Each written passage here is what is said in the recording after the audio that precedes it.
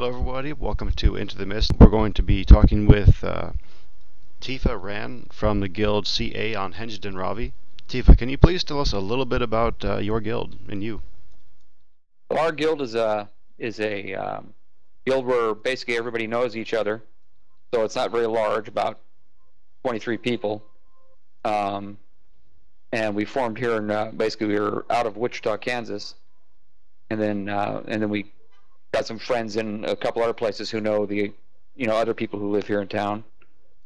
And so when we were playing Guild Wars, we used to be in Guild Wars 1, formed the same guild back then. And then when Guild Wars 2 came out, of course, we all got into the beta as well and had a good time and started playing Guild Wars 2. Wow, so you're a local guild. Yeah. Holy crap. And then Tifa Ran is my basically my main character.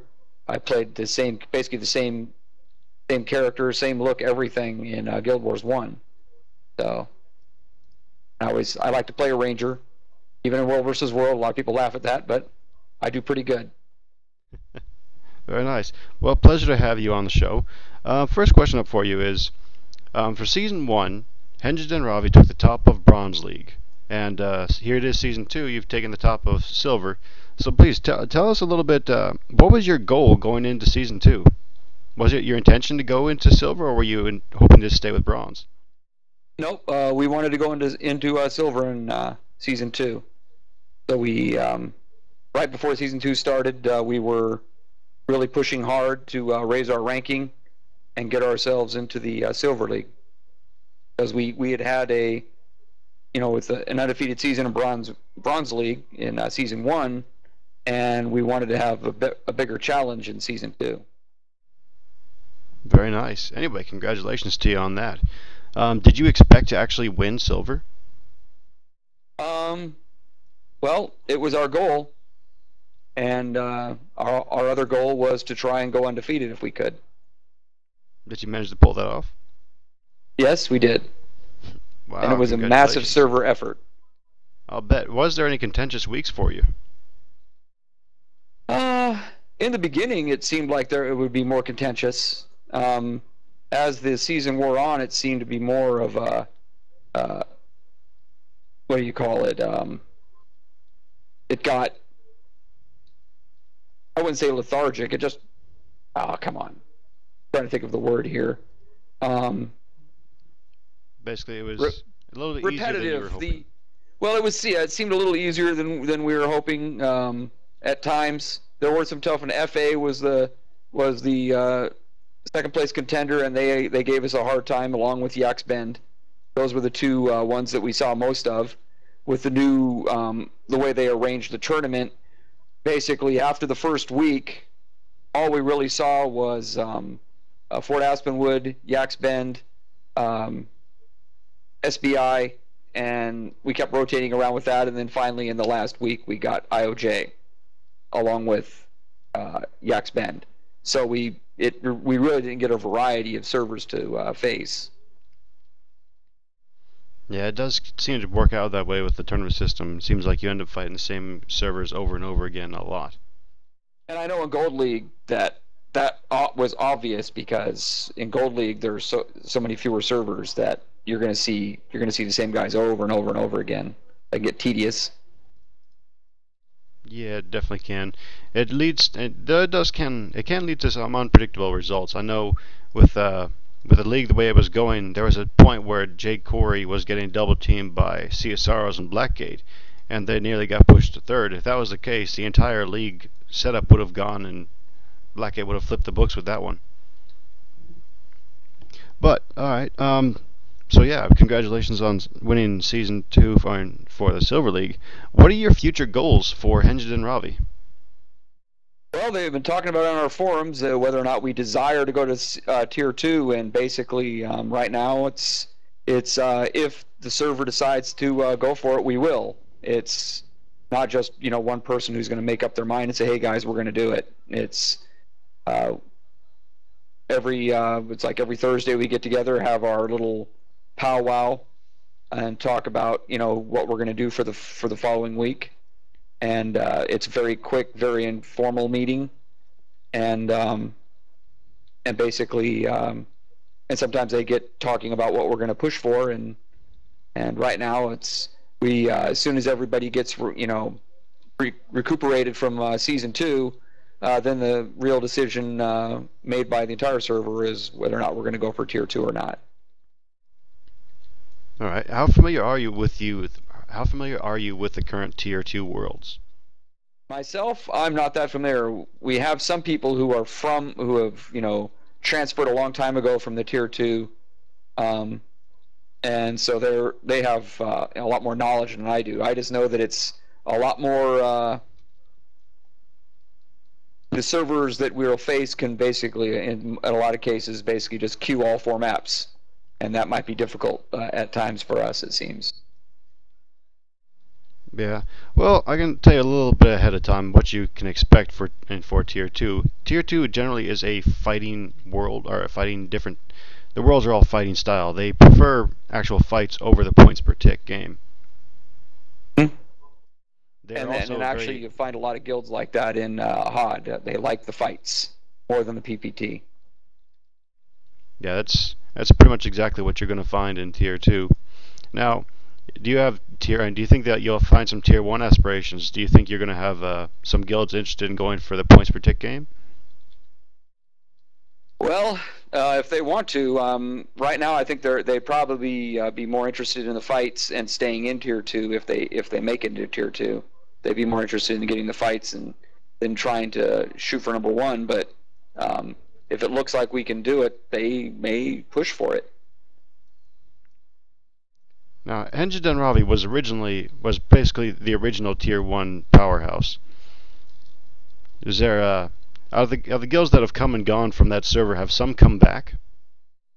Some people left a long time ago and came back. I don't know about the actual, some of the guilds that used to be in the World versus World, because when I started playing, I started at beta and I was in HOD from the beginning. But I didn't really go into World versus World that much. We did the PvE aspect mostly for my guild, and then started getting involved later with World versus World, and that's when HOD was already out of the tier 1 and on its way to the the lower tiers. And but we've had some guilds that have been here from the beginning that are still here. I can't name them off the top of my head, but I know there are quite a few. But some guilds that left tier 2 came to HOD specifically, and because they could enjoy more open field combat, and they don't have to worry about the PPT because there are other people worrying about it. So they get more fights that way.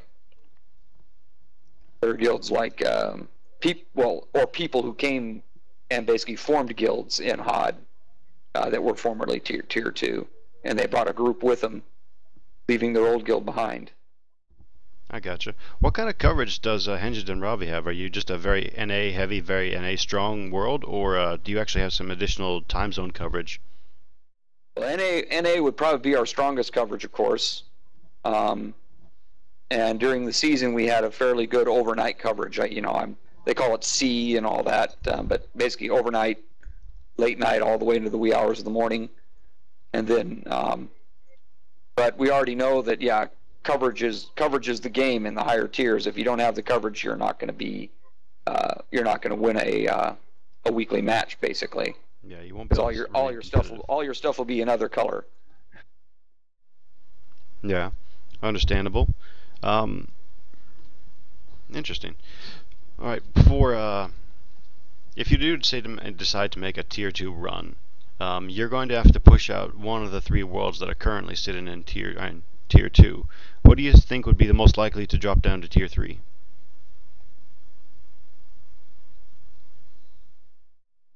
I look at the leaderboards on on GuildWiki so I can name the right ones. Well, for season 2, I know Dragonbrand ended up taking the bottom.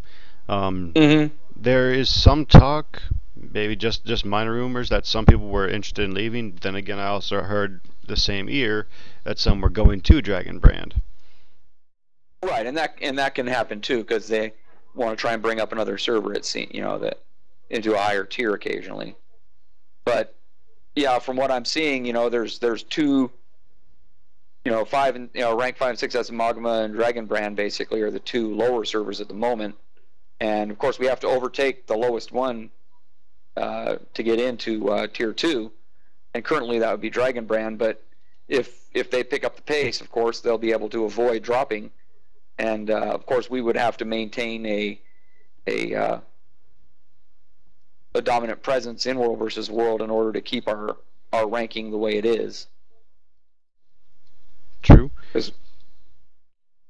So we'd have to get a positive points instead of negative points. This week, of course, we're having negative points. It's the week after the season, and we're losing some points at the moment. That's to be expected. Jade Corey won the Gold League, but right now they're trailing Blackgate in second place. That's probably just a little bit of vengeance in there. Oh, of course, but that's to be expected. Yeah, FA has really turned up the heat this week, and they're doing really good. Kudos to them for what they're doing, because they have their coverage, and I've never seen so many FA people at all hours of the day. Interesting. Okay, well, ArenaNet announced Season 3. They announced that they're working on it. Now, what are your thoughts on Season 3? Do you want to see a Season 3, or would you like to see some changes to the season format? Well, I definitely like to see a change to the season format.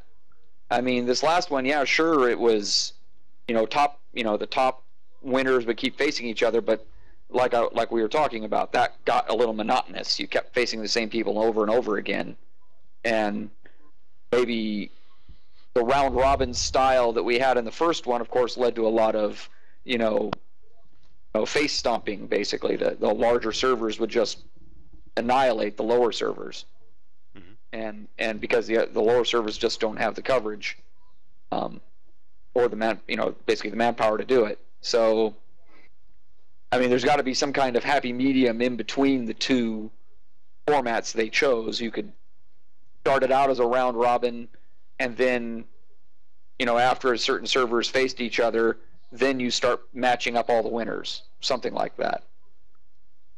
So the people who have the highest scores suddenly all get matched up, and then they fight for first place.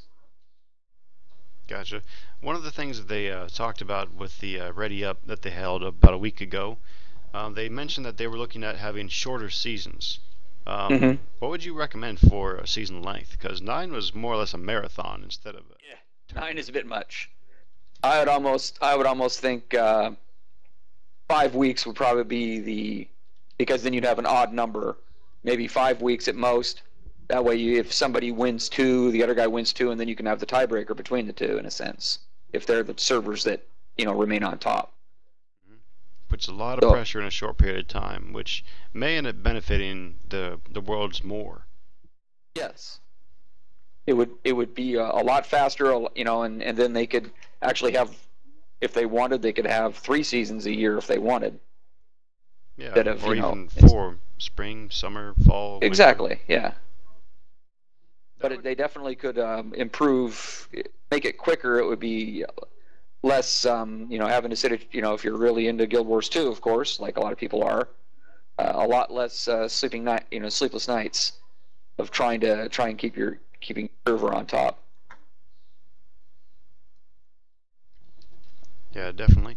I think having shorter seasons more often would be very beneficial in general. All right. One last question for you.